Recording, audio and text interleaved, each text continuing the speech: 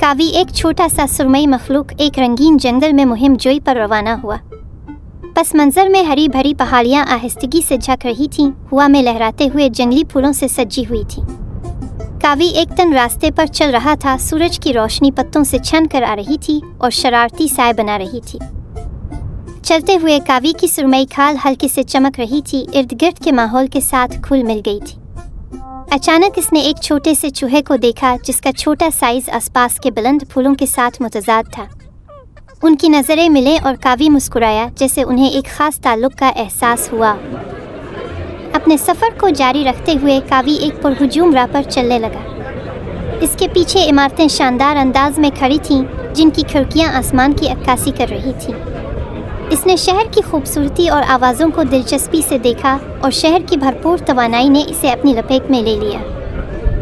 करीब ही एक shopping mall में कावी खुद को लोगों के हुजूम में घिरा हुआ पाया। स्टॉल्स रंग बिरंगी अशिया से भरे हुए थे और उसने एक जोश महसूस किया। दरियाफ्त की सनसनी ने इसकी रूह को तवानाई बख्शी।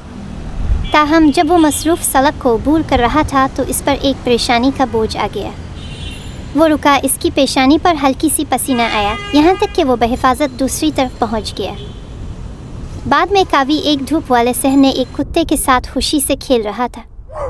उनकी हंसी हवा में गूंज रही थी और जल्द ही एक छोटा सा बली का बच्चा भी उनके खेल में शामिल हो गया। शरारत से उनके इर्द गिर्द घूमने लगा। कावी को खालिस खुशी महसूस हुई, एक ऐसा लम्हा जिसने इसकी पहले की परेशानियों को भुला दिया। जब दिन शाम में बदल गया, कावी वापस अपने घर की तरफ चल पड़ा। इसका दिल भरा हुआ था।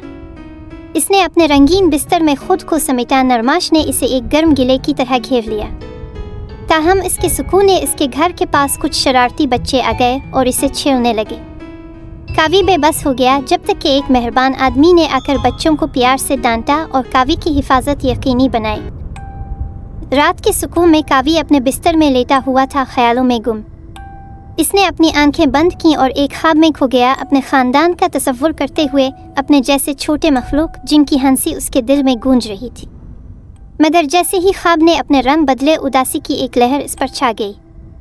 इसकी आंखों से खामोशी से आंसू बहने लगे, क्योंकि इसे उनके गिले लगने की तड़प महसूस हो रही थी। जुदाई का दर्द गहरा महसूस होने लगा।